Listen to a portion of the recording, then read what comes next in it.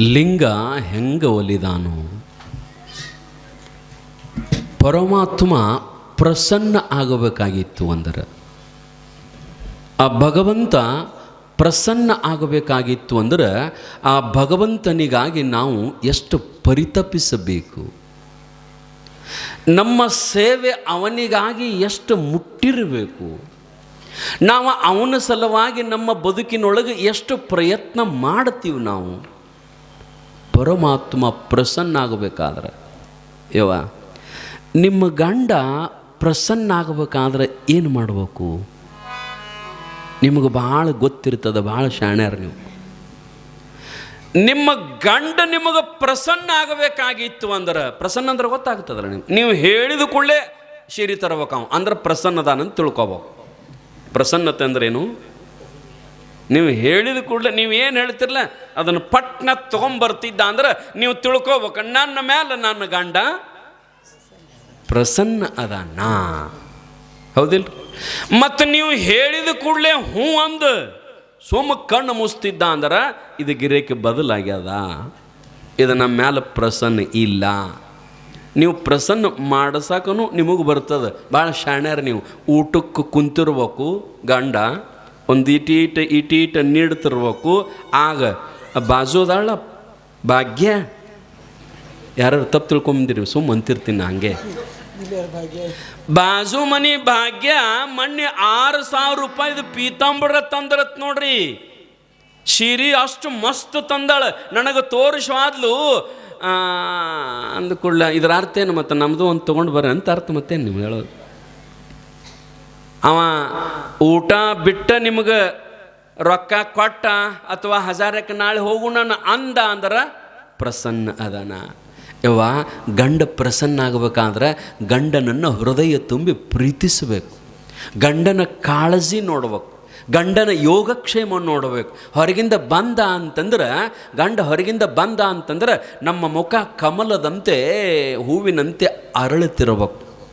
ನಮ್ಮ ಮಾಲಕರು ಬಂದ್ರಂತ ತಿಳ್ಕೊಂಡು, ನನ್ನ ಗಂಡ ಬಂದ ಅಂತ ತಿಳ್ಕೊಂಡು ಪ್ರೀತಿಯಿಂದ ಅವನು ಹೊರಗಿಂದ ಪಾಪ ದನದ ಬಂದಿರ್ತಾನ, ಏನೋ ಟೆನ್ಷನ್ ಇರ್ತದ, ಏನೋ ವ್ಯವಹಾರದ ಹೆಚ್ಚು ಕಮ್ಮಿ ಇರ್ತದ.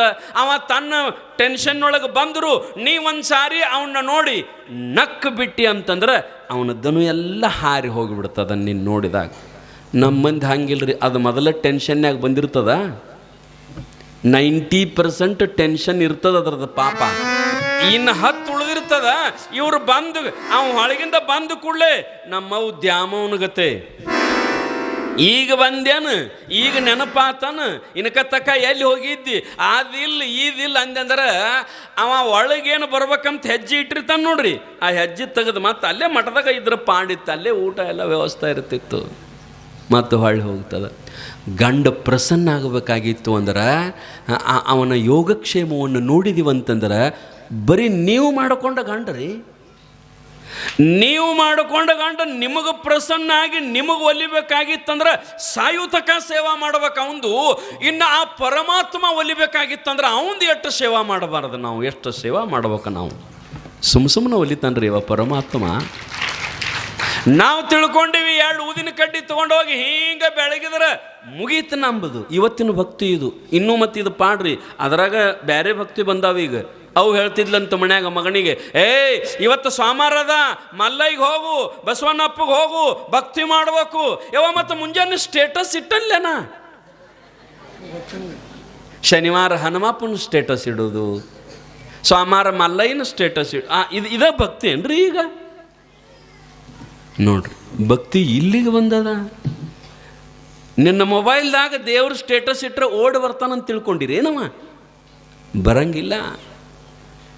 ನಿನ್ನ ಸ್ಟೇಟಸ್ ಬದಲಾಗಬೇಕು. ಮೊಬೈಲ್ದೊಳಗೆ ಸ್ಟೇಟಸ್ ಇಡೋದಲ್ಲ, ನಿನ್ನ ಸ್ಟೇಟಸ್ ಬದಲಾಯಿತು ಅಂದ್ರೆ ಹೆಂಗಂತಂದ್ರೆ ಪರಮಾತ್ಮ ನಿನ್ನ ನೋಡಿ ಓಡಿ ಬರ್ತಿದ್ದ ಅಂದ್ರೆ ಹಂಗೆ ನಮ್ಮ ಪರಿಶುದ್ಧವಾದ ಮನಸ್ಸಿತ್ತು ಅಂದ್ರೆ, ಭಕ್ತಿ ಇತ್ತು ಅಂದ್ರೆ ಮಾತ್ರ ಪರಮಾತ್ಮ ಒಲಿತಾನೆ. ಇಲ್ಲ ಅಂತಂದ್ರೆ ಇಲ್ಲ. ನಮ್ಮ ಮನಸ್ಸ ಇನ್ನೊಬ್ಬರನ್ನು ನೋಡಿ ಅನಿಷ್ಟ ಚಿಂತನೆ ಅಂದ್ರೆ ಇನ್ನೊಬ್ಬರ ಬಗ್ಗೆ ಕೆಟ್ಟದ್ದ ಚಿಂತನೆ ಮಾಡಬಾರದು. ನಾವು ಇನ್ನೊಬ್ಬರ ಬಗ್ಗೆ ಕೆಟ್ಟದ್ದ ಚಿಂತನೆ ಮಾಡಬಾರದು. ಇನ್ನೊಬ್ಬರ ಮನೆಯ ದೀಪ ಆಗಬೇಕು ನಾವು, ಇನ್ನೊಬ್ಬರ ಮನೆಯ ಬೆಳಗಬೇಕು ನಾವು, ಇನ್ನೊಬ್ಬರಿಗೆ ಎಷ್ಟು ಸಾಧ್ಯ ಆಗುತ್ತದೆ ಅಷ್ಟು ಸಹಾಯ ಮಾಡಬೇಕು ನಾವು. ಒಂದು ವೇಳೆ ಅದು ಆಗದೇ ಇದ್ರೆ, ಇನ್ನೊಬ್ಬರ ಮನೆಗೆ ನೀನು ಬೆಳಕಾಗಲಿಲ್ಲ ಅಂದ್ರೆ ಇನ್ನೊಬ್ಬರ ಮನೆ ದೀಪಾರ ಆರಿಸಬೇಡ ಯಪ್ಪ. ಇನ್ನೊಬ್ಬರ ಮನೆಗೆ ನಿನಗೆ ಆಗಲಿಲ್ಲ ಅಂದ್ರೆ ಅವ್ರ ಮನೆ ದೀಪಾರ ಆರಿಸಬೇಡ. ಅವರು ನೀನು ಮಾಡಿದ ಈ ಕೆಲಸದೊಳಗೆ ಅವರ ಮನೆ ಉರಿ ಹತ್ತಿ ಧಗ ಧಗ ಧಗ ಧಗ ಉರಿಬಾರ್ದು. ಇನ್ನೊಬ್ಬರ ಮನೆಗೆ ಬೆಂಕಿ ಹಚ್ಚು ಕೆಲಸ ಮಾಡಬಾರ್ದು, ಆರಿಸೋ ಕೆಲಸ ಮಾಡಬೇಕು ನಾವು.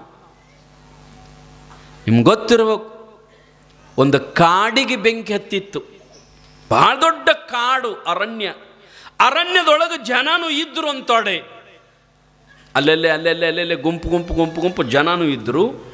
ಕಾಡಿಗೆ ಒಂದು ಸಾರಿ ಬೆಂಕಿ ಹತ್ತಿದಾಗ ಆ ಕಾಡಿನೊಳಗಿರ್ತಕ್ಕಂಥ ಎಲ್ಲ ಜನರು ತಮ್ಮ ಸಾಮಗ್ರಿಯನ್ನು ತಗೊಂಡು ಹೊರಗೆ ಬಂದರು. ಕಾಡನ್ನು ಬಿಟ್ಟು ಹೊರಗೆ ಬಂದು ನಿಂತರು. ಹೆಂಗೆ ಬೆಂಕಿ ಹತ್ತಿ ಉರಿಯಾಕೆ ಹತ್ತಿ ಕಾಡಿಗೆ ಅಂತಾದ್ರಾಗ ಒಂದು ಗುಬ್ಬಿ, ಒಂದು ಸಣ್ಣ ಗುಬ್ಬಿ, ಅದು ಏನು ಮಾಡ್ತಿತ್ತಂದ್ರೆ ಹಾರಿ ಹೋಗಿ ಸರೋವರ ಇತ್ತು, ಅಲ್ಲೊಂದು ಕೆರೆ ಇತ್ತು, ಕೆರೆಯೊಳಗೆ ಮುಳುಗೋದು. ಹಂಗ ಹಾರಿ ಬಂದ. ಅದು ಸಣ್ಣ ಕಾಡಲ್ಲ, ಒಂದು 40-50 ಎಕರೆ ಕಾಡದು. ಅಷ್ಟು ದೊಡ್ಡ ಕಾಡಿಗೆ ಬೆಂಕಿ ಹತ್ತಿತ್ತು. ಈ ಸಣ್ಣ ಗುಬ್ಬಿ ಆ ನೀರೊಳಗೆ ಮುಳುಗೋದು ಬಂದ, ಈ ಕಾಡಿನೊಳಗೆ ಬೆಂಕಿ ಹತ್ತಿದಲ್ಲಿ ಬಂದ ತನ್ನ ರೆಕ್ಕೆ ಹಿಂಗೆ ಅಳಿಗಾಡಿಸೋದು. 1-2 ಹನಿ ಬೀಳ್ತಿತ್ತು, ಮತ್ತೆ ಹಾರಿ ಹೋಗ್ತಿತ್ತು, ಮತ್ತೆ ತಂದು ಜಾಡಿಸ್ತಿತ್ತು. ಆ ಸುತ್ತು ಸಾವಿರಾರು ಗಂಟ್ಲೆ ಮಂದಿ ನಿಂತಿದ್ರಿ. ಅವ್ರು ಅಂದರು, ಗುಬ್ಬಿ ನಿನಗೆ ಬುದ್ಧಿ ಅದ ಒಂದಿಟ? ಬೆಂಕಿ ಹತ್ತಿದ ಜಾಗ 20 ಎಕರೆ ಅದ. ನಿನ್ನ ಈ ಪಕ್ಕದೊಳಗ ಏನು ಟ್ಯಾಂಕರ್ ಗಂಟ್ಲೆ ನೀರು ಬರ್ತಾವೇನು? 1-2 ಹನಿ, 1-2 ಹನಿ ನೀರ ಸರೋವರದಾಗಿನ ತಂದ ಹಿಂಗೆ ಅಳಿಗಾಡಿಸಿದ್ರ ಇದಕ್ಕೆ ಹತ್ತಿದ ಬೆಂಕಿ ಆರ್ತದ? ಗುಬ್ಬಿನ ಕೇಳ್ತಾರೆ ನಿಂತವ್ರೆಲ್ಲರೂ. ನೀ ಎಷ್ಟು ವರ್ಷರ ತಂದು ಹಾಕಿದ್ರೆ ಇದು ಬೆಂಕಿ ಆರ್ತದೇನು, ನಿನಗೆ ತಿಳಿತದ ಇಲ್ಲ ಅಂತ ಎಲ್ಲರೂ ಗುಬ್ಬಿಗೆ ಬೈಯಾಗತ್ತಿದಾಗ ಗುಬ್ಬಿ ಅಂತಂತ ನನಗೆ ಗೊತ್ತದ ರೀ ಅಂತಂತದ. ನನಗೆ ಗೊತ್ತದ, ನಾನು ತಂದು ಹಾಕಿದ ನೀರಿನಿಂದ ಇದು ಎಂದೂ ಆರಂಗಿಲ್ಲ, ಇದು ಮಾತ್ರ ನನಗೆ ಪಕ್ಕ ಗೊತ್ತದ. ಅವ್ರಂದ್ರೆ ಮತ್ತೆ ಪಕ್ಕ ಗೊತ್ತಿದ್ರು ಯಾಕೆ ಮಾಡಾಕತ್ತೇದಿ, ಇದನ್ಯಾಕೆ ಮಾಡಾಕತ್ತೇದಿ? ಆಗ ಗುಬ್ಬಿ ಹೇಳ್ತು, ಒಂದು ಬಂಗಾರದಂಥ ಮಾತು ಹೇಳ್ತು. ಏನಂತಂದ್ರೆ, ನೋಡ್ರಿ, ಮ್ಯಾಲೊಬ್ಬ ಕುಂತಾನ, ಮ್ಯಾಲೊಬ್ಬ ಪರಮಾತ್ಮ ಕುಂತಾನ. ಅವ ಏನು ಮಾಡಾಕತ್ತಾನಂತಂದ್ರೆ ಒಂದು ಲಿಸ್ಟ್ ಮಾಡಾಕತ್ತಾನ. ಅವ ಪರಮಾತ್ಮ ಒಂದು ಹಾಳಿ ಪೆಣ್ಣ ತಗೊಂಡು ಮ್ಯಾಲ ಕುಂತ ಒಂದು ಲಿಸ್ಟ್ ಮಾಡಾಕತ್ತಾನ. ಒಂದು ಲಿಸ್ಟಿನೊಳಗೆ ಏನು ಬರಿತಾನ? 2 ಲಿಸ್ಟ್ ಮಾಡ್ಯಾನ.